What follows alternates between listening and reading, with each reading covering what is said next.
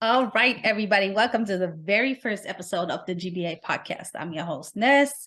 And to my right, we got my lovely friend, Aysha, who couldn't leave this country, the the continent. continent, without doing another podcast or two. Since I'm starting this new venture, I just want to say welcome, everybody. Make sure to find us. We're the GBA podcast everywhere. GBA. Exactly.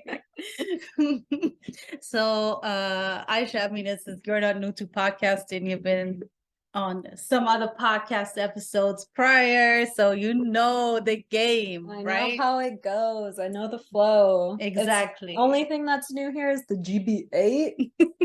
I love that. I'm not going to be able to stop saying that all day. Oh my God. If you guys wondering what GBA stands for, I guess you'll find out somewhere down the line if you haven't already. But we're here with a different segment and we're still building. So although I'm not new to podcasting, we're still trying to get this thing as good as possible. And that takes a little bit of time, but we do have segments here as well. So don't worry about it. You're not going to waste your time. Just get ready to be edutained. That's all I say. Entertained and educated. Exactly. Just for those who still live behind a big rock and they don't know what it stands for. So with that said, Aysha, I just need you to explain in 3 sentences, why are you leaving this amazing continent? In 3 sentences. Okay. Or in one. One. Because you're fed up. Because you had enough.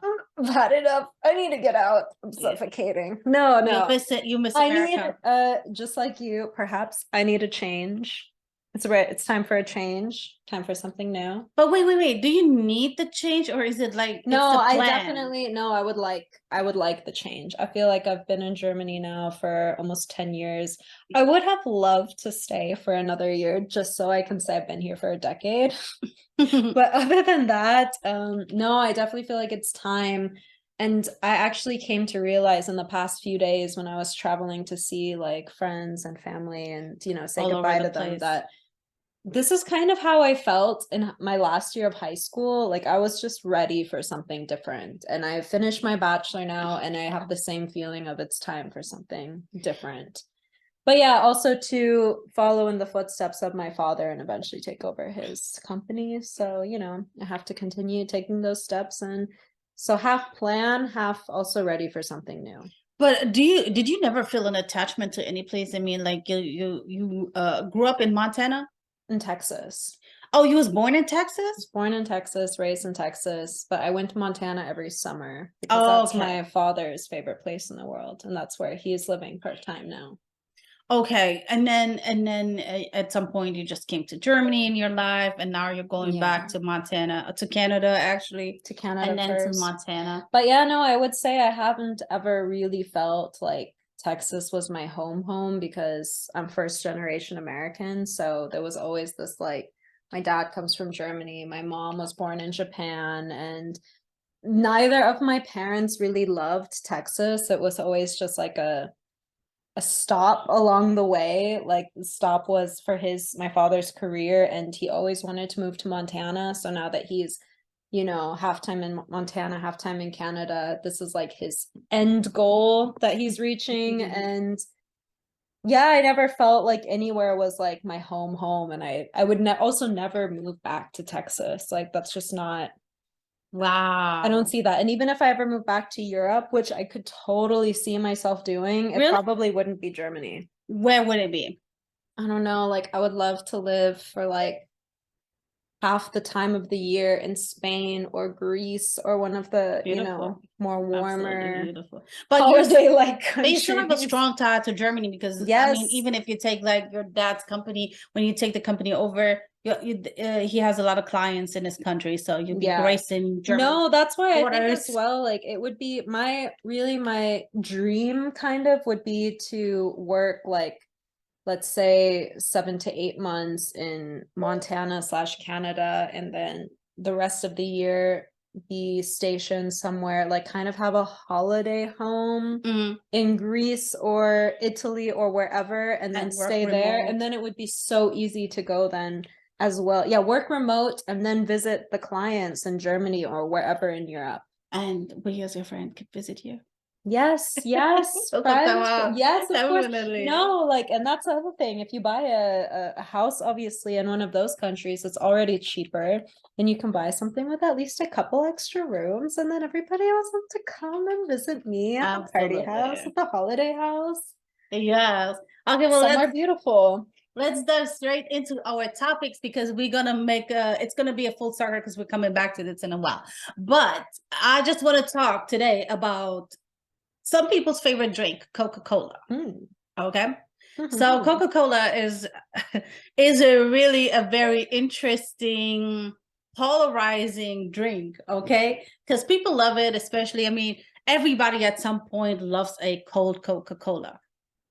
Or they mix it with some liquor. I don't know. You're gonna say with Fanta. Because that's what the Germans do. Like, this is the most disgusting This drink is ever. so funny. I don't like it. Have you ever seen it in any other place? I don't think so. And some of my American friends came to visit me this year and they were like, ooh, what is that? And I told them and they thought it was so strange. But then they're also like, well, when we were kids, we mixed all of the sodas together. So what's the difference? But then he tried it and he's like, no, it just tastes like a bad Coke. It really does. I mean, I never understood this whole Coke vanilla, Coke lemon, Coke orange thing. I do like Coke cherry. Dr. Pepper, Coke. I love Dr. Pepper cherry. It's like what does Superman have kryptonite? It's my kryptonite. Okay, well, there you go. See, I told you, everybody at some point loves some type of Coca-Cola. Yeah, that's and true. Then Coca-Cola have a lot of other drinks, but it's interesting. So Coca-Cola was founded in 1892 in ATL, Georgia, which really surprised me. I have not expected it to come out of ATL. And Coca-Cola exploded after the Second World War. For some reason, everybody needed a Coke to chill, I guess, you know. From the hot war, they needed to cool down. They needed a Coke. Did they? Oh, sorry. You can go on. No. But yeah, did they actually have like, are you going to get to this? Like actual medicine in the Coca-Cola when it was first invented? I have no idea. All I know, it was made out of cola nuts, but cola nuts are growing very far away and is way too little amount of cola nuts to maintain the production. So I certainly don't want to say any wrong information, but I remember when I was younger hearing that like Coca-Cola was actually made first with like cocaine or some cocaine. It's from the cocaine plant, the coca plant, I guess. Yes, but the thing with that is, I don't know, like every foreigner, like, so if you go to foreigners and you say to them, oh, I got a headache, they be like, drink some Coke. Oh, I got a bellyache, drink some Coke. Oh, my toilet is clogged. Drink some Coke. I mean, put some Coke. They did not drink some Coke. Flush some Coke down the toilet. Be fine after I'm telling you, you need to clean your jewelry. Do it with Coke. Yes. So yes, that's since true. Coke is so versatile, something gotta be off here. You know, I don't want to think of like, okay, so whatever that is that I'm drinking. Well, it's full of acid. Yes, I mean, except baking soda. I know baking soda is good for you. It's amazing. It's actually really amazing, baking soda, but it's way better than Coke. But that's a different story. It doesn't taste as good, I guess. And then there's so much sugar in Coke. But so the thing after the Second World War, when they did not have enough cola nuts, they decided because they needed a source for the caffeine. So they went for tea leaves because tea leaves contain caffeine. The thing is, there was so much broken and damaged tea leaves that nobody wanted, especially not the Western world. So they just left them to rotten in the warehouses. And they teamed up with Monsanto. And Monsanto is this big player who they hired to make and create synthetic caffeine. This is now your thing, right? Because you work in the lab. This is my industry. Yeah. How does it work, you think, to create synthetic caffeine or synthetic anything? How healthy is it? Oh, well, if you want to get in, if you're asking about the health behind it, I Mhm. mean, when you get down to it, it will be the same molecule. So whether it's natural or synthesized, it just depends what else is coming with that you synthesize. How pure can you get this caffeine? Because then Mhm. really, what's the difference?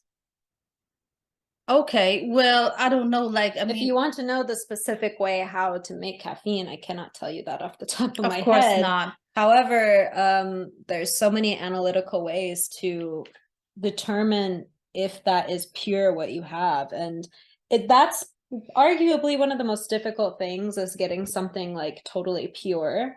Mhm. And then you just have to know what else is in there and know if that's harmful to you. But yeah, I would say caffeine from a plant, like I would argue it's no different from synthesized caffeine. Yes, but the thing with that is I think there is more to it because otherwise it wouldn't have been classed as unhealthy. So so I get it now. So it's not actually the synthesized caffeine, it's whatever you mix with it. Yeah. So Monsanto actually did that, and then they could control the production better, because now they had access to like never ending caffeine with them being the supplier for Mm. you know so however, Monsanto is so far the biggest player. They kind of like own the whole world food supply. Why? Because after they did that with Coca-Cola, this enabled them to produce some other stuff like Agent Orange, that poison that they sprayed over Vietnam, and unfortunately unlived a lot of veterans, locals, and who else was around. And then they also went on to create PCBs and also herbicides. So now the question is, how healthy is that stuff really? You know, um, when it comes to Coca-Cola, we all know sugar is not your best friend. As much as people crave it and like it, but it's still not a good thing. No. So I mean, there's no arguing that Coca-Cola is not good for you. It's not healthy. there you go. So stop giving your children Coca-Cola. Yeah, I That's mean, Coke here and there, everything in balance is fine. But if you're gonna drink Coca-Cola every single day, especially like some of my high school teachers, not only drinking it every day, but going to some fast food restaurant in the morning, getting this massive cup. And then in their cupboards, they would just have cases of Coca-Cola. It would be Coke Light or Coke Zero, but let's not kid ourselves. Exactly. If you're drinking like 10 cans of Coke per day, it's not good for you, people. And also with these people who think they found the solution with Coke Zero, aspartame. Go Google aspartame and the side effect of aspartame. All right, tell us one, since you're like the chemistry person here, Oh, tell yeah. us one cool hack. All right. Well, this is a hack that probably a lot of people already know or do, but maybe they don't know why they're doing it. So if you've ever put salt in your water while boiling it, the salt actually brings up the boiling temperature. And the same principle happens when you put salt on ice. It brings down the freezing temperature. So if you want to keep your drinks cool in the summer, put some salt on that ice, because then it will be even colder and it stays cold for longer. And the principle behind this is that salt, most of the time we're using sodium chloride. Once this goes in a solution, they become ions. And water is very polar. So then these ions start sticking to their opposites. So the positive sodium will go towards the negative oxygen, and the negative chlorides will go to the positive hydrogens. And they're creating these bonds, not proper bonds, they're creating ionic bonds, and they're making it more difficult for water to change phases. So water molecules need to get over a certain energy in order to be vaporized, in order to go into the gas phase. And once you put ions in there, then they need more energy to go. It's more difficult for them to change phases. And it's the same for ice. Once you put salt in there, it's more difficult for them to melt and go into the liquid phase. It's easier for them to just stay in the phase that they already are in. But I will taste it in my drink. The salt, no? Well, don't put the ice in your, just put the ice, I mean, for like in a cooler. Okay. And then you're sticking like some bottles in there. Okay. Don't drink that. Okay. And how much then salt? That would be gross. But like, yeah, of course, if you're putting some salt in your I don't know the ratio off the top of my head. Okay. How much you should put. There is probably an ideal ratio, but no, the reason why I'm asking is I don't want people to put like a kilo of salt with ice. No, obviously if you're like boiling a pot of water for some pasta, just put like a teaspoon in there, or maybe even a little bit more. And then if you're putting over some ice for your cooler, just sprinkle some salt on there, mix it up. It gets really cold, so when you put your hand in there to grab like a nice icy cold beer, be careful, it will be very cold. Or an icy cold Coke. An icy cold Coke. Yes. We are not sponsoring Coca-Cola. No, Coca-Cola, but you can't sponsor us.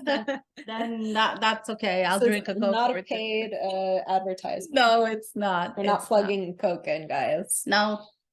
But if they did, we're not. We would drink a Coke. I could have it. It's a pretty hot day today. I could have a cold Coke. Oh my gosh, I actually not a fancy one, but I know it's not good. But what can I do? Sometimes it is. Every once in a while. But we're not doctors, so don't listen to us. No, stay healthy, stick to water, everything fresh in juices, moderation. smoothies, that kind of stuff. I'm a big fan of everything in moderation.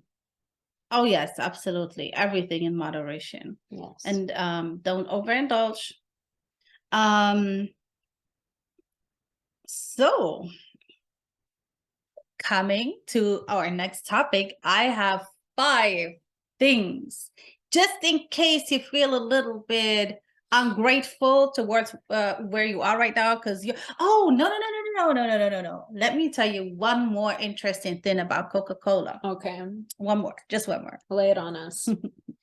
So I think we have 199 registered countries in the world, and there are 2 countries where Coca-Cola is absolutely prohibited. What? Mm-hmm. And these 2 countries are, drum roll, Cuba. Oh, okay, well that makes sense. And can you guess the other one? No. North Korea. Oh, I should have been able to guess that one. But Cuba, yeah, that makes sense. Well, yeah, North Korea also, but Cuba, yeah. But I could totally see like Coca-Cola producing one of their commercials in Cuba. They have this whole like style. I don't know, like old cars, old buildings. I could totally see a Coca-Cola commercial being filmed in Cuba. Like classic, classic stuff. Anyway, continue. Okay. So I got, speaking of North Korea. Speaking of the other country. Exactly. Speaking of the other country, I got 5 things. 5 things. 5 laws that are actually crazy. So whenever you feel a little bit ungrateful, you can remember these laws. So in Korea, you cannot have a car if you are a normal, quote unquote, normal citizen. You just have to use public transport or a bike. Cars are strictly and only for government people, and they're close friends or family members. So you cannot drive in North Korea. The second thing is the internet. Yeah. Only for government, only for the privileged ones. Even then, it's probably still like filtered. Do you think they're looking at everything? Probably not. No, probably not. But maybe like a handful of people can, so that they know what's going on in the world. But yeah, I mean the really high up ones, so they know what. Kim Jong-un and his brother, if he has one, or sister, probably not allowed. I don't know. The third thing is adult movies. They're not allowed to watch adult movies, and if they do, they get fined, or they is punished with a jail sentence or death even. Okay, death. That's crazy. Yes. Yes. So adult movies, if you are into it, do not move to North Korea. Oh my God, because that's the reason why someone's not going to move to North Korea. Well, you never know. People are into the weirdest things these days, you know? So, okay. The next one is, damn, man, this is really, so you cannot choose your own profession. You literally have to do the job that your parents are doing, unless you are a genius or, again, a privileged person. So only government Yes. officials will And birth government the people. next government official. Exactly. So That's it what really it's stays for. within the family. Exactly. And Okay. and only the family members can choose whatever that is that they want to be. Everybody else, if your parent is a butcher, you're gonna be a butcher. Unless you're a genius. If you're a genius, they pick you up. Then you can be a doctor or an Yes. engineer or Yes, exactly. okay. Other than that, no, it's not for you. Yeah. And last but not least, this is also a crazy one. So if you committed a crime or if you are charged with a crime, and you die before your sentence is up, a family member gotta come in and take your place. Oh no, that's so not fair. That's crazy. I mean, right? okay, none of it's fair, but that one's, I would say, the most royally fucked up. Absolutely crazy, right? That's so messed up. Like, why should somebody else have to pay for your okay? And like, of course, like the laws are for us certainly not justified, but then to put it on like your next of kin, that's so messed up. That's totally crazy, I think. It's really, really crazy. All right, then we come to our next segment, and that's the shout out segment. Oh so my God. This is the very interesting one. So We just went from like down and now we're going exactly really far we need to up the Oh my energy here. God, We need for to up the real. energy. My mind is spiraling. Okay, let's change the Exactly. We need topic. to up the energy because North Korea is too depressing. Jesus We can stay Christus. too long on there. Lord. Okay, please, Nes, let's shout out. Exactly. Let's shout out some interesting people. This week we're gonna shout out Mohammed Bizik. He came. Yeah, some air horns. He came to the US about 40 years ago to pursue a degree in electrical engineering. And he came with his wife, and what they have been doing for the past 30 years is fostering children with terminal illnesses. Oh, it's so amazing.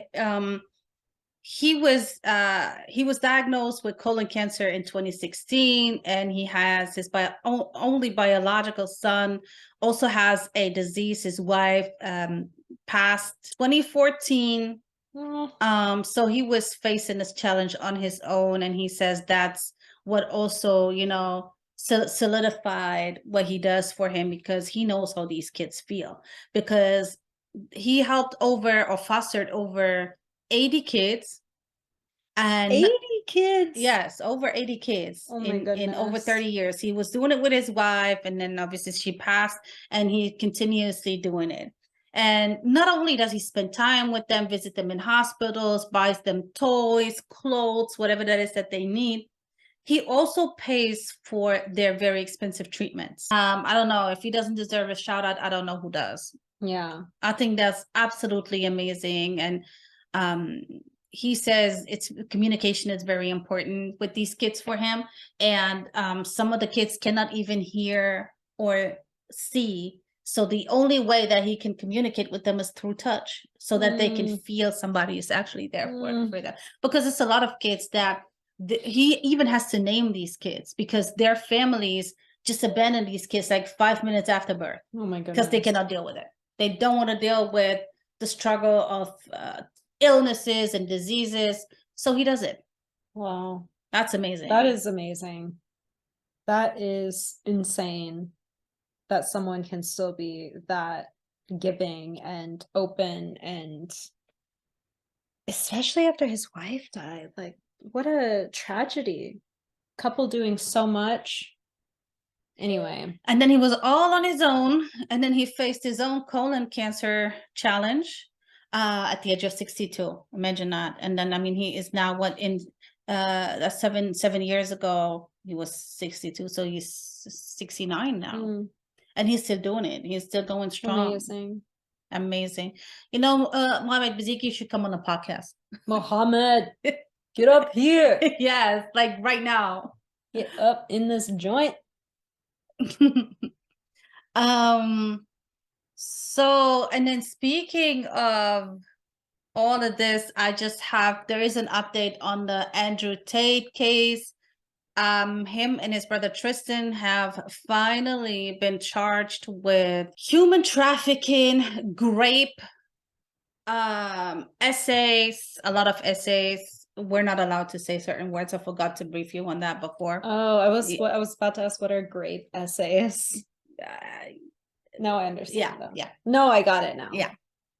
So, obviously, a lot of people, I mean, they have been expecting it. They've been in Romania in prison for a while. They're under house arrest now in Romania. Now their lawyers can actually start their work, because before that, they didn't know why they're being held. Like, they had no ideas. There was a lot of rumors, there was a lot of speculation, a lot of talk, but now finally they charge, and they have the Romanian judge has 60 days to deliver the papers and everything. And they are saying they're looking at several years for this. If that ain't how you stop a person, I don't know how. So I was never a huge Andrew Tate fan. I do agree with a lot of things that he says, which still doesn't make me a fan.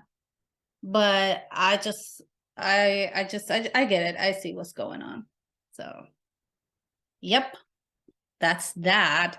And what's your story? You got my a story. Yes. I know you have a story. Did you hear about this? It's not really a submarine, is it? I knew it was gonna come with this. Yeah, I mean, yes, it's all over. But did I not tell you what my story was going to be? No, but I knew it. I just knew it. Well, I haven't checked in the past few hours, but the last time I checked, it still wasn't found. There's only 30 hours left of oxygen. So let's say like 2024 by now. But yeah, this is insane. I just thought, assumed it was like a research kind of thing. And then when I started doing more research, oh my God, this thing is for massively rich people who are just looking for a thrill. I mean, did you know that? Yes, I do know that. And they pay 250,000 millionaire people going down there, and they can't. There's no escape hatch or anything. If they want to get out, it has to be an external device, because they're bolted in with 18 bolts. Absolutely. They are literally stuck in there until somebody finds them. I don't know how submarines work, but I feel like it should not be the case that even if they make it to the surface, they're going to be just stuck on the surface, because nobody's going to be able to find them, because it's a white submarine and they're stuck in an ocean that obviously has tons of white waves. So even if there's helicopters and airplanes flying looking for them to search, who's going to see them? Well, definitely this is a challenge, and I've been following the story as well closely. This podcast will be aired in about 3-4 days, so I don't know how the developments will be then. There's 5 very rich people from the UK, Pakistan, France, America. They've been doing this 5 times every summer, but only once once out of the 5 times they're able to go down, because due to weather and everything. Yeah, it's been an extremely cold winter, so it hasn't been safe to even go yet this year. It's the first time they actually managed to go. To me, as a person who's kind of claustrophobic, because I don't like to be in an elevator trap with a bunch of people. This sounds just like a horror film. And they say the submarine is the size of a minivan. So yeah, and they are not with no seats. Yes, they have to sit on the floor. Just gets better and better. They are not allowed to wear their shoes. They have a little toilet that's just like separated with a black curtain. And they just like can go, there's one window that they can each take turns looking at when they do find the Titanic, or, you know, the what's left The of rest. it. Why would you want to see that? I mean, I understand, like, we all have different. But it's not even just that, like the forms they have to sign, the release form, like Yeah. potentially being, I mean, death obviously, and then potential like dismemberment, or I don't know, it was what I read was really strange, like that why would you agree to that? I mean, really they're seeking some kind of risk or thrill, and they just want to be like the few handful of people that have done that before. I mean, because they can. yes, I mean, this one billionaire from the UK, he is an adventurous. They're all are adventurous, but he traveled to space last year with Jeff Bezos' company. And I get that. I mean, look, if you work hard for your money, you can spend your money however you want. But a lot of rich people, I guess, you know, after you've been to all the places, you've been to all the nice resorts, you know, like, I guess you're looking for the next thing, you know, you want to just see what else is out there. But you know, I don't know, nothing should be worth risking your life over. I mean, it just seems like there was way too big of a risk. Like even the former safety chief, or whatever his title was, had said that they needed to do more safety routines, and then he got fired. As per usual, when you speak out. So yeah, so you know, they could have definitely done some more things. And when there's people behind this who are mega rich, like, why don't you try and perfect it before going and then potentially losing power? Like, it seems like such a menial thing to risk your life, because the submarine most likely just lost its power somehow. It's lost its power. They say also another thing that could have happened is that it was just snagged in one of those fish nets, because the ocean, the Atlantic is full of it. And then it could also be stuck in the wrecks of the Titanic. And you know, if you don't believe in karma, like, there is a reason why this ship sunk with all of these rich people on it as well. You know, the Titanic, there was a lot of millionaires and billionaires, you know. And one of them was Jacob, oh my gosh, Elster, whatever his name was. He was one of the richest men in the world. And he was opposed certain thing that they wanted to put in place at that time. So a lot of people lost their lives because they couldn't get a lifeboat, because they just and there is also a couple, they were also very rich. I forgot now what their name was. They also they agreed to sink and let other people have their lifeboat. They even gave one of the maids their jacket or something. Oh yeah, their safety jacket. You know, that's the life vest. Yeah, exactly. So I really, I mean, this is a very, very tragic story. And one thing I do not want to be, I hope that they don't find a way. You know how they come up with some video footage in after everything? I don't want to see how these people really struggle, because when you're in this very close environment with 5 guys, you can only imagine the panic, the everything. This is not a nice way to go. I mean, I hope they just keep their hopes up, because, you know, then it could be worse, you know, like, okay, let's not get too morbid here, but you know, if they keep their hopes up, because we don't know, they still might be found. I don't know. If you want, you can get your phone and see what the latest updates are. But what I can say is that they lost contact with them 1 hour and 47 minutes after they descended. And the thing is, also another risk that could have happened is if the submarine has a leak, it can implode, but because of the pressure of the sea. You know, and imploding is the opposite from exploding. So it's going to turn into like a, well, they're saying they hear them, which I also saw before, and they still no signs of vessels, but they're still hearing the banging noises. So they're somehow tracking them, but they just can't find like their specific location. Yeah, so they know like I don't know. I haven't seen a specific, but you know, they must know where they are within some specific radius, but They say it's the same place where they went down, actually. It's the same space, but they don't know. It's big. It's really big. And it's like, you know, they were gonna go what is it, like 13,000 feet under, right? yeah. And that's crazy. Like, why would you even want to do this, you know? But I guess we all have different. Well, I always thought, like, why do people want to go up in space when we haven't even Yeah. discovered the depths of the ocean? Like, why don't we stay Well, on Earth before going into space and discovering all of Earth? But it is certainly not something I would want to do. clearly, we need to stay away from the heights and the lows.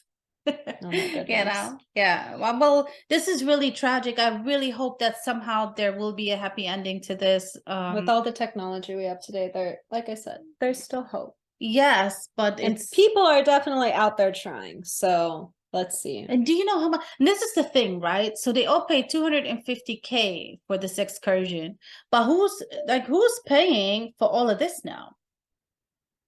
Who's paying for all of these people that are searching and looking all the devices, all the helicopters, ships, boats, drones, you know, the sound devices or the devices to pick up sound? Who's paying for all of this? I mean, I wonder if it has to be also because it's in international waters. It's not like someone has a. Well, they own water. If it's American water, Canadian water, I mean, it's a mix. That's why the Canadian government and the US government, I think they're both. I don't know, though. That's a good question. But this is the thing. It's the government. It's the taxpayer, or is it actually them? I mean, it's their risk. I kind of hope it's, but yeah, once people like that go missing, like you have to spring to action. Yes. But it's crazy. I just really wonder, what I'm interested in is what happens after this. Would these people do it again, actually? Because so I watched a documentary about the Titanic a long time ago, because honestly the movie, I cry because of every little thing, but that movie didn't make me cry. Now You're like, I need some real shit. yeah, so I watched the documentary. I wanted to see how close it was to the movie, because this whole, I mean, Leonardo DiCaprio, great actor, but that didn't, this whole Rose and Jack didn't really do it for me. Yeah. So I watched a documentary, and there was actually a lady who was working on the Titanic, and she was working on two ships prior to coming on to the Titanic, and she sunk with both ships. She just made it out, and then Titanic. Yeah. So why would you? This is the thing. Like, gosh, She keeps going. you're looking. She's like, I yeah. made the first one. I'm invincible. Exactly. Then you're gonna do the second one, and then I mean, unless you say, okay, if that's what you want to do, because they say that these five guys in there are very, very well aware of the risks, you know. Yeah. And you know, they said that every 15 minutes there is a ping message coming, because obviously they have no reception, Yeah. so low. So but they have this pinging method, how they can ping every 15 minutes, and then there is a certain type of text message that they can send out every now and then. But yeah, as you said, probably lost power, probably got snagged, leaked, whatever it may be. No, I don't think it's leaked, because otherwise we wouldn't hear them. If it imploded, we wouldn't be able to. No, definitely not. No. So no, there's still somewhat, at least one person's must be okay, because they're doing this, like they're banging every like a half an hour, every half hour or something. So but anyway, yeah, fingers crossed for them. absolutely. And let's get to our next topic, which is actually really interesting, but kind of like something we actually all already know. So NYU professor Wendy Suzuki, she has such an interesting name, Suzuki. You know the car Suzuki? I wonder if she's from the family. Oh, that's a big family. Yeah, big name then. Yeah, maybe it's just a common name, like Miller and I don't know, Smith and Brown and whatnot. But maybe she is from that family. But she decided, after performing an experiment on herself, she would also do it on her students, which is she's a neurologist. Yeah, professor. Neurology professor. Exactly. Professor of neurology. Exactly. So she says and tested and proven apparently that Just 50 minutes of weekly workout can improve your cognition and brain function. Okay, for 2 hours even. So if you work out every day for 50 minutes, I guess you got 2 more hours of, powerful brain function and everything. And So you're saying 50 minutes per day gives you 2 yeah, hours of extra. Yeah. extra brain function? Yes. Heightened brain function? Yes, and cognition. So you can, like memorize stuff easier if you're Yeah. working on something. You can, because I feel like, especially me, as you know, I suffer from brain fog. And I'm really trying out here, but yes, so anything that helps your brain to be more powerful, especially in this fast lane society where information is everything, and we're so bombarded by and with information left, right, and center everywhere we go. And we have to remember so much because we're always on the go, always doing something, always have to, do stuff. um, it's important that you train your brain, which a lot of people forget. A lot of people are way too easygoing, especially the older generation. So I just want to say to everybody, encourage your parents to even go on walks, Yeah. especially the foreign people. Like foreign people, I'm telling you, they're just like, a lot of them are just like, when they get older, they get lazy because they feel like, you know what, my whole life I've been struggling and hustling and working and slaving away, and now I just need to chill. Yeah, it's so important to keep your body moving all the time. And I have to say, I started this past year bringing my flashcards to the gym with me. So I would just like walk on the treadmill Wow. or go up the stairs and I would do my flashcards. And I felt like the information would sink in so much better. I felt like my blood is running, my blood's going, my brain is getting more blood, more oxygen. So Exactly. I feel like it was working harder and working better. So And that's the trick. That's really the trick. Like to have more oxygen to your brain, to reduce, like brain fog and brain in inflammation, which is caused by a lot of things. Just like we're exposed to a lot of like just like from your router at home, from your phone, to all of these radio frequencies and yeah. everything.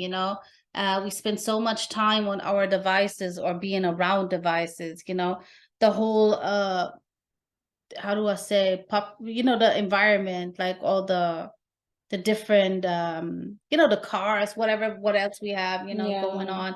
There's a lot that we're exposed to. And for sure. absolutely. And then I was talking as well about it, aluminum foil, to stay away from it, because that also limits or reduces your brain functionality. And there's actually studies that prove it,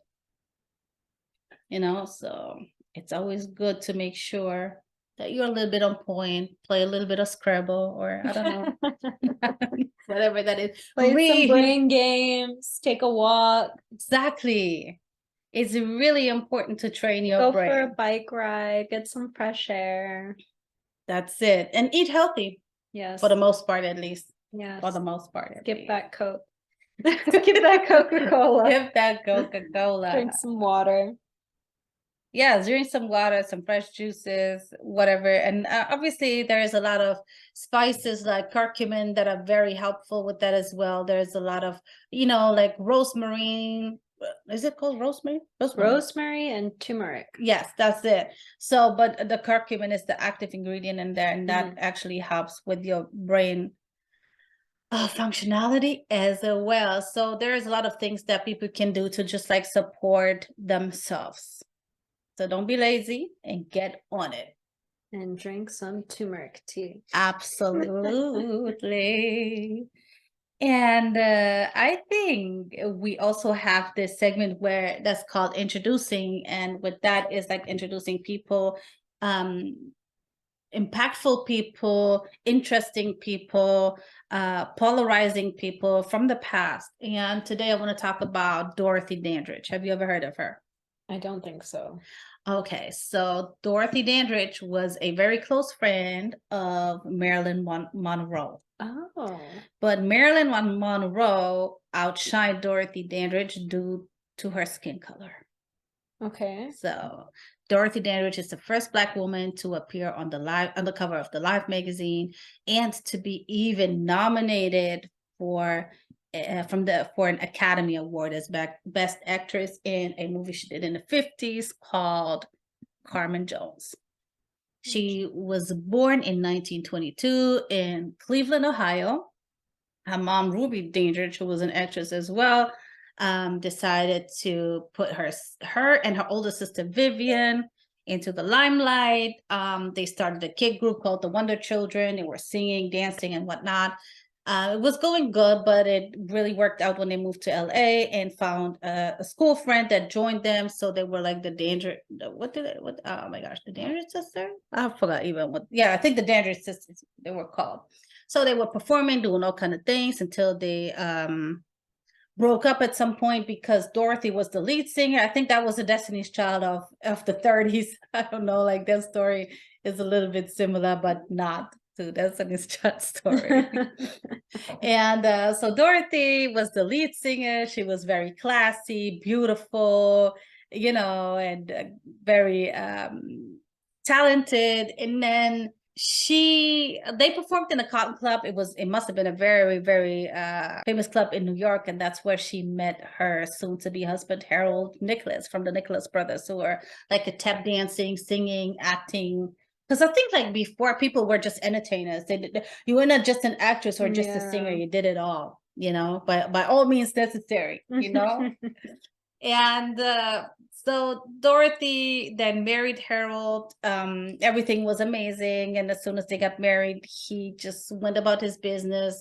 They were really international superstars, the Nicholas brothers, performing everywhere, not just in America. And so, the struggle begins where he was staying away more than being at home with her, cheating, his career, music, playing golf, whatever that may be. She got pregnant. She finally, when she was in labor, he just dropped her off at his sister's house. And they had only one car at that time. So she then decided not to go to the hospital. And when it was time, she wanted to wait on him. You know how women, we just want the husband, to be part of it. And we wanted to be, because I mean, you're on your own, you're a little bit scared. You don't want to be, So she waited. Labor is no easy thing. Like, let's not be, Exactly. And even back then, like we have way more, we're way more advanced now. Like, oh my gosh, yeah. In No, you have like an actual risk for something to happen. Especially, especially back then. Exactly. And she is a what do you call it? It was in 1943, after he had released a movie that he was in, big success, movie was great. So she decided then after an hour to go to the hospital, and she gave birth to a daughter. And 2 years later, they discovered that the daughter was not developing how a child should develop. And that is due to lack of oxygen during birth. Yes. Yeah. So of course she blamed herself for it. She blamed him for it, but mainly herself because she waited on him. He was not really involved in raising their daughter. It was too hard of work for him, I guess. He couldn't really deal with the situation.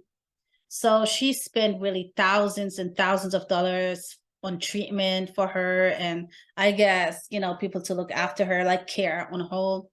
Finally, they broke up in 1948, 1951, she divorced, and this is when her success really took off.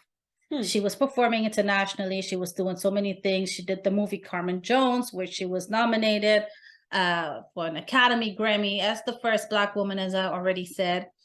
And then she started this affair with the director, Otto Preminger or something. Preminger. Yeah, I think that's Preminger. Yeah. He was known to be a very controlling and cold man. He didn't want to divorce his wife, but he was very controlling. He was telling her, in order to be more interesting, don't accept every role. So, you know, she quickly developed the reputation of being difficult to work with. So a lot of offers were not coming in anymore at that time then, you know. She turned down a few roles, which she regretted later. It's a role, especially as a slave in the movie The King and I. And the Black community really, you know, they were celebrating her. She was their Black queen, you know, that was their, and I hate to compare, quote unquote, their version, their own Marilyn Monroe, you know. Yeah. And but being so controversial and being involved in this interracial romance movies and going a totally different direction, it kind of like, yeah, they didn't, it had a little weird taste, you know. So they didn't really like it.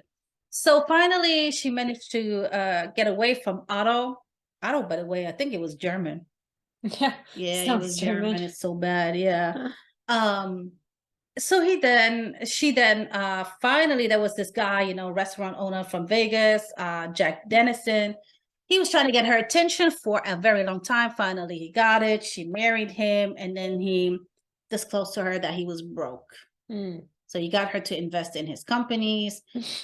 He made her spend a lot of money on him. No. So when she finally divorced him due to domestic violence and all the things that you guys can imagine, she was broke. She had nothing. Like, she literally had nothing. She had to sell her Hollywood home to be able to even fund her daughter's care, which she couldn't as well anymore, because then she was forced to put the daughter in a facility because Daddy Harold Nicholas didn't want to help out.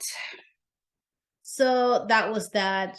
She was, and this really scarred her, you know, the fact that she had to give her daughter away. Yeah. So she made a phone call to a very good friend that was supposed to help her start her comeback. She had a little bit of a comeback. And then she became more secluded because she was broke. She really had nothing anymore. Like, no money, no nothing. You know, she was just like talking to friends on the phone, being home. There was a couple of incidences prior to that where there was an accidental overdose that she said was accidental. She always denied any type of self-harm, but who's to know? Yeah. Because what happened next was the self-harm. She overdosed. So there was supposed to be a friend coming to pick her up to take her to the airport to go to a job, and she said, "Oh, can you come a little bit later? I need to rest a little bit." So when he came, he couldn't get in. He broke in with a crowbar, and then he found her. There were notes all over the house that her furniture and whatever she has, give it to her mom. Please don't take her clothes off. Just cremate her as she is. And she died with only $2 in her account. Oh my goodness. Yeah. And that's a very tragic story. And this is a typical Hollywood story. You know, it always ends up with some type of overdose, some type of, just so much tragedy in her life. Totally. But I think she never overcame the fact that it was her waiting on him. Yeah. And that's why the daughter became disabled, you know. And just in the 80s, she was able to get her a star Walk of Fame, you know, the Hollywood Star Walk of Fame. It's such a shame that these people don't get to see, you know, their impact and achievement after they're gone. Yeah, that's introducing Dorothy Dandridge. It was a little bit long, but some people have a real story, and we have to get to the meat. Yeah, and like everybody's heard Marilyn Monroe. Like, it's nice to hear on the other side, like what was going on as well at the same time. Like, yes, and I mean they connected because she was the first Black woman to attend the School of Art, the acting school, and that's where she met Marilyn, and they connected because they had similar stories. And you know, like Dorothy's story unfortunately happened to be more tragic. Like, even Harry Belafonte said she was at the right place, right person, just the wrong time. Associating with the wrong people as well. She was born 20 years too early. And what I always find interesting, you know, like when I hear these stories, I don't know how it is with you. I always want to know, so about what happened with the other people. So I looked a little bit into the sister. She died due to a stroke in 1991. She stayed in the limelight as well. She didn't never have anything close to her sisters. success. So she was in the public eye till the 70s with, TV, in movies, minor roles, and that's Vivian Dandridge. And then Harold Nicholas, he died in 2001 due to heart failure. He was still doing whatever that is that he does until he died. What about her daughter? She died in 2000, in 3? Yeah, 2003. Wow. Yeah, she was I guess still in that facility. But what I couldn't find out, because I was really curious, right? I get it. So the dad was young, there's a lot of generational trauma, that happened with a lot of people, due to slavery and everything. But my question was, okay, so him not wanting to be there for his daughter, did that ever change? Did he ever actually, step up, yeah, especially when her mother died? yes, I would really love to know. I would love to know if he at least like funded her. Like that's the Yes. minimum, the absolute minimum. I mean, honestly, I And don't at the know end how of the much day, money. it's your own daughter. Yeah, but this is the thing. Did you accept her? Like, did it register with you that this is your daughter? And then how much money did he have? Because these people were exploited back then. Like people, like music artists in the 90s were exploited, let alone in the 40s, 50s, 60s and whatnot. So yeah. It's definitely a tragic story. Yeah. But I felt like we need to mention some people, especially for the up and coming generation, to get to know them, and everybody else who just didn't have the opportunity to come across these people, because I feel like it's important. I think also you can learn from every story. It doesn't always have to be your own story that you learn from. Yeah, definitely. The moral of the story is, don't trust people and don't take drugs. Don't waste time getting to the hospital. Yes. Oh my gosh. Yes. Absolutely. Do not wait for your man. You are a strong, independent woman. You can get to the hospital on your own. Yeah. I mean, clearly, if you have such a waste of man that does not even want to be there, you keep cheating on you. Like, what are you waiting for? No. Don't wait. Stop believing in all of this. Don't wait for that guy. Yes, exactly. Save yourself. Be your own hero. Absolutely. Okay. So moving on. We always get to the point of moving on, and it seems insensitive sometimes, but I'm sorry, that's what it is. We have limited time. Life. That is exactly. Life. Gotta keep moving on. Yeah, exactly. We're not gonna be here forever. So now that you're moving away, or you're moving, you don't even move back, because you say far away. Exactly. Where do you stand with friendships? Like, I mean, you grew up in Texas. Are you still connected to I'm people? cutting everybody off. Oh, that's what we do. You're just telling me about this now. Yeah, you should have told me before. No, but do you feel like because people talk a lot about long distance relationship. We want to talk about long distance friendship a little bit. Yeah. I have very different friendship relationships. So I had one where we would really talk on the phone like at least once a month and catch up, and sometimes it was more, sometimes it was less. Yeah. And then I have a friend, like these are all my friends from Texas that I knew, in either one from high school, one from middle school, and one from elementary school. It's like I literally like handpicked. I'm like, I'm only gonna keep one from each school I went to. But yeah, and then one from uni. Well, no, I never went to university in America. Oh, okay. But yeah, so one from elementary school, with her, I like rarely ever talk to her. It will just be every once in a while. I'll give her a call when I have time and I'm thinking about her, but it's maybe like twice in a year. But then when I see her, it's like no time has passed. Yes. And then the other one too, it's like, sometimes we text like every week for a month, and then sometimes we don't text for a year. Wow. But again, when I see her, it's like it's all good, so yeah, it's like nothing. But yeah, I don't like, and now I have from our friend Dorian. I try to talk to her like every other month, and we do a FaceTime. So it really depends on the friend, like.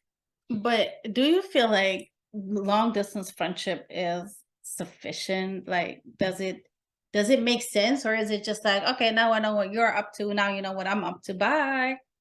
No, it definitely makes, I mean, it depends on, like, when I was going through one of my breakups, like one of my friends from Texas, I was talking to them Mhm. almost every day for a while because I was just doing so bad. And none of my friends here, actually, in Germany, were really There for you. there for me. So that person, that even though they were thousands of miles away, they were showing up for me in ways that people who were present, like physically in the area, were not showing up for me.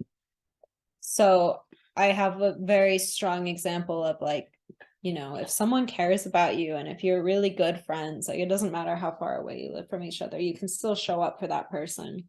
Yeah. Not to say that you should keep every friendship and take it with you, but you know, there's going to be also like so many people that you don't really keep in contact with, but then they happen to be like in your area for some reason, or you happen to be in the same city and you see on Instagram and you still want to catch up and see how they've been and what's going on. But if I haven't kept up with you and we went to high school together, then I probably don't have that much of an interest seeing you, to be honest. How do you feel it's gonna be when you go back with people from here? Mm, You mean like when I leave Germany and Yes. then I feel like it will be, the first few years, if I haven't seen them, if I haven't come back and visited, or for example, because when I come back, it's not necessarily going to be like I'll come to Dusseldorf. I will go to Paris and my Yeah. stop will be in Paris or Frankfurt. And then I will say, like, hey, everybody, I will be in Paris or Europe from these days to these days. Hmm. You can come visit me. Yeah. And then it's also already kind of like, maybe taking that first step to weed out people. Like, I'm flying already across the ocean. The least you can do is take a train a few hours to meet me somewhere. Yeah, or take a flight for an And hour. yeah, and if you can't manage that, then, you know, it's fine, no hard feelings, but then, it's not important enough to you. So it's easy to kind of weed people out that way. But do you find it like difficult to disconnect with people? Do I find it difficult? Yeah, because like for me, for example, there is for me, like, this is why I don't call everybody a friend. Like, friendship, you got to earn that for me, Yeah. right? So, and in order to be friends, that needs something. I'm not talking about time, because you can literally meet somebody and something happens and guys are just connected, just like Yeah. that. But there is also people that I just call people I know, and then there are acquaintances, and then like where it may be not so hard, where you just say, okay, well, if I don't ever see this person again, it's a shame, but as you said, no hard feelings. Like, do you find is that an easy thing for you to say, okay?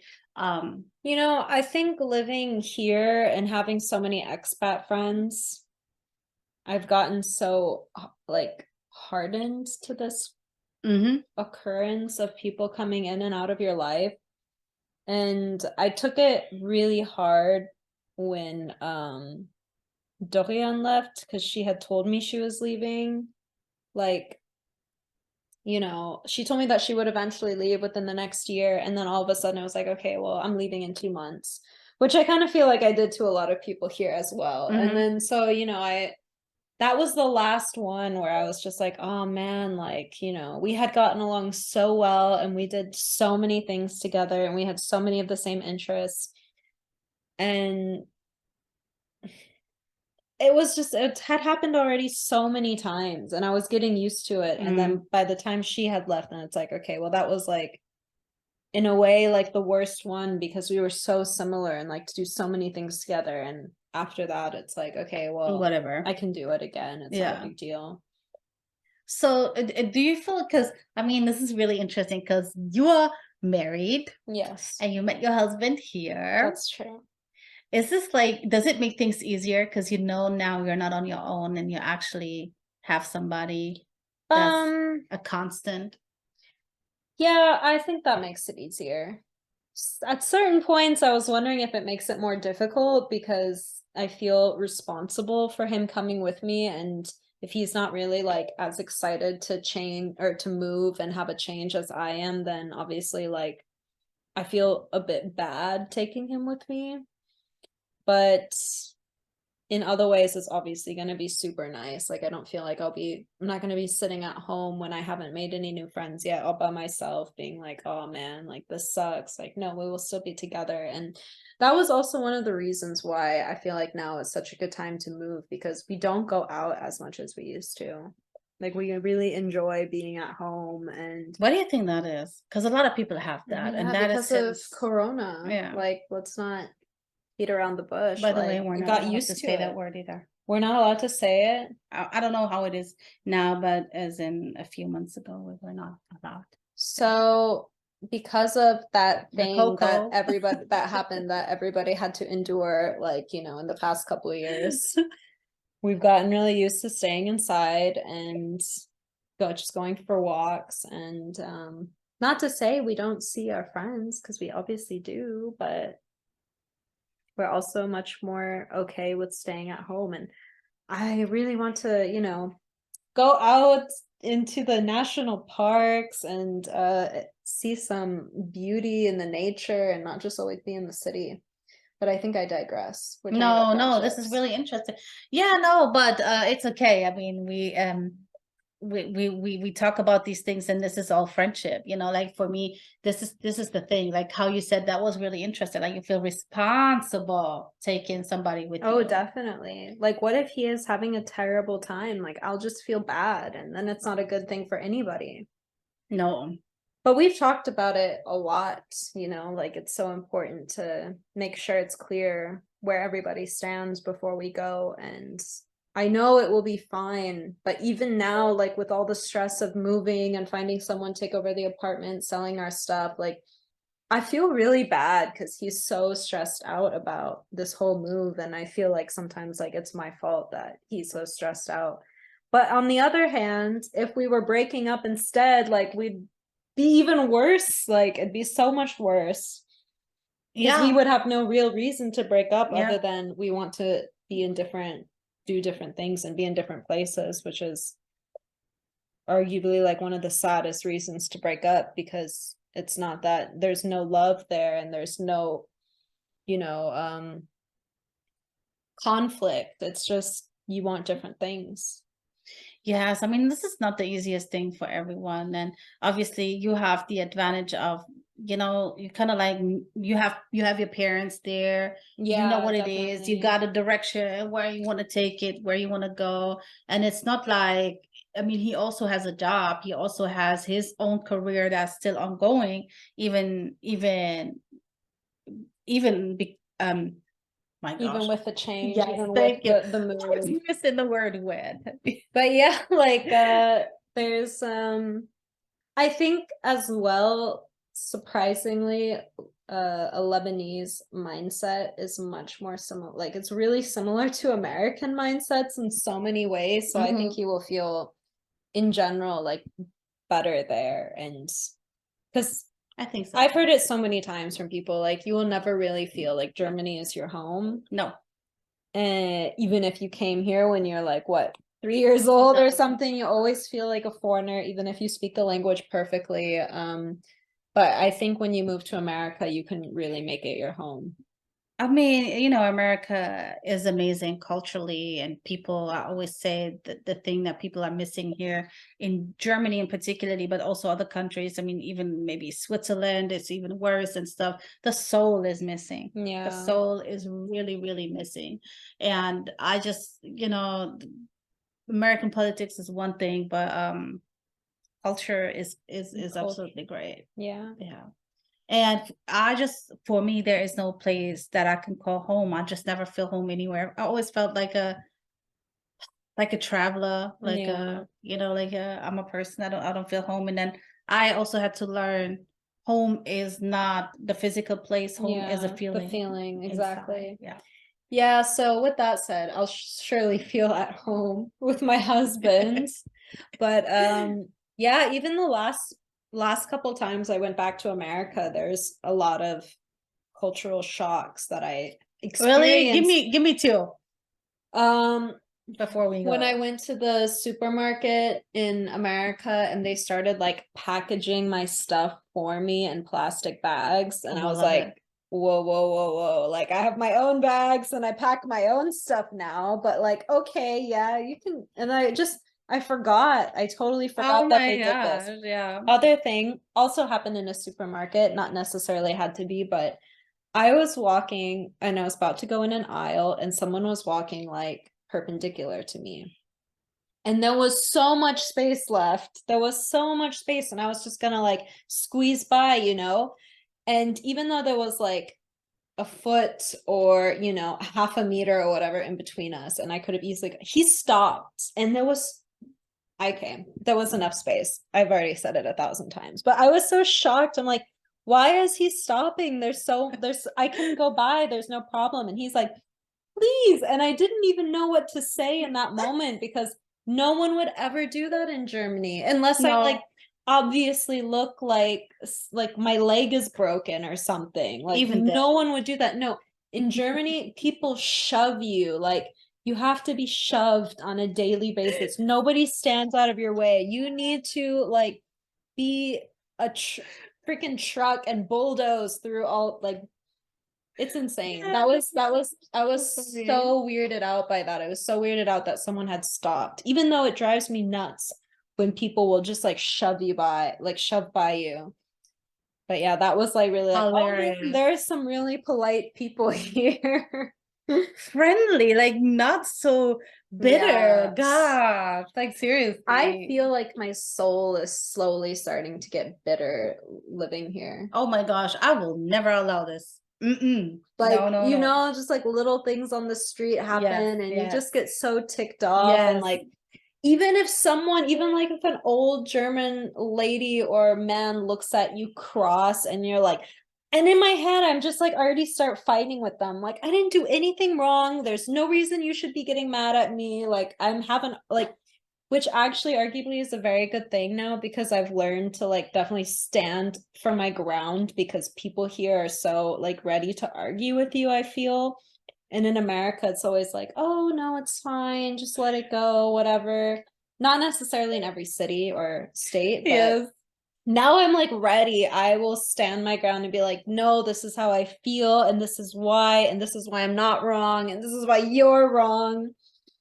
The reason why I'm laughing is I feel like we're totally putting people off of traveling here. Oh my gosh, So but funny. it's so different if you just travel here. It's living here Is the is difference, the yeah. difficult thing. Okay, before we go, tell me two things that you are going to definitely miss. I was about to say, now we have to say something I like about Germany. Yes, just because, Okay, not one because we really thing, like it, we're just faking it. I mean, I have to say, did really like living here, but there's just some things Certain things, yeah. But I'm telling you, I'm gonna move back to America, and there's gonna be like a few things that I really hate about living there. Like, Yes, there's no yes. perfect place, Yes. so you just have to, you know, choose where you feel most at home at. But anyway, I'm gonna miss. So funny. I'm gonna miss Vecchia. The what? Vecchia. I'm gonna What miss. the heck is that? Oh, beer for the way. You know, like, okay, that's a Oh, German term, but a Vecchia is when you're on your way to a party or you're on your way somewhere, you stop by a kiosk and grab a bottle of beer and you drink your beer on the way because you're allowed to drink alcohol in public here. And I'm going to miss having my beer for a walk, like just going for a walk. And it could be a little like bottle of wine or a little bottle of Prosecco or something, but you can drink in public here. And I'm gonna miss okay. that so much. And I number love stopping at the kiosk and getting a beer. I'm also gonna miss cheap beer. I'm gonna miss cheap alcohol. okay. Okay, something though without alcohol. Yes, please. Something that does not have to do with alcohol. Oh, I'm gonna miss so much being so close to everything. I have a supermarket right across from my apartment. I'm gonna miss that a lot. And you know what? I think I'm gonna miss the trains a little bit. Mm-hmm. Not the trains. I'm gonna miss like the Straßenbahn, like the the trams and the, to just get here and there without having to take the car. Anything food wise? I mean, I'm gonna miss Japanese. Really? No, continue. I'm gonna miss Japanese food, but not German food. Because No. we have such good Japanese food here. No, I don't think. Actually, you know what? I'm gonna miss the prices in the supermarket. Okay, so Because- you're not gonna miss anything in particular, like a particular cheese, a particular chocolate, a particular whatever, particular bread, I really- particular whatever. I don't anything? think so. I think I'm gonna miss cheap food from the supermarket, and I'm gonna miss getting really good, relatively cheap sushi whenever I want. Maybe the ramen. I'm gonna miss the ramen. But German food, no. I'm not a German food person. Nobody is. I mean, I'll except get the a Germans. I don't even get a real schnitzel. I get a Hähnchen schnitzel. I get a chicken schnitzel. I don't even get a pork schnitzel. Oh gosh, yeah. Pork isn't really my favorite Go-to, meat. yeah. No, it's like at bottom of the list. So German food's not really my food. Okay, well, thank you for joining me on the first episode of the GBA podcast. Thank you for having really me. appreciate that. GBA. Yep. And you're always welcome back, even from across the Yes, the ocean. I can't wait for a Zoom podcast. Yes, we're gonna have a Zoom podcast, and you never know, maybe one in person. Yes. You never ever know. Maybe one in Canada. Ooh, yeah, let's go. But not in the snow. No, okay, you can come in the summer. Okay, that's I'll invite great. you in I the like summer. that. You heard it. She invited me. So whenever I want to go there, she said, "Oh, I'm busy. I have no time." Oh, I'm like, come on, no, I have space. I'll Even be if I have no time, I have space. "Oh my gosh, You can stay with me, and I'll Okay. just see you for dinner. See, no. This is already. It's gonna be public. It's gonna be Of publicized, and you course. can't go back on your word. Okay, but maybe I won't be in Canada. Maybe I'll be in Montana. That's okay, because You I have to will visit me in hunt you Montana. down. No, come visit me in Montana then. All right, It's more guys, beautiful. make sure to subscribe to this new YouTube channel. Make sure to find us everywhere. It's GBA. Say it. GBA. Oh my god. Oh my god. Okay, we're out. We're out. We're out. We're out. Bye.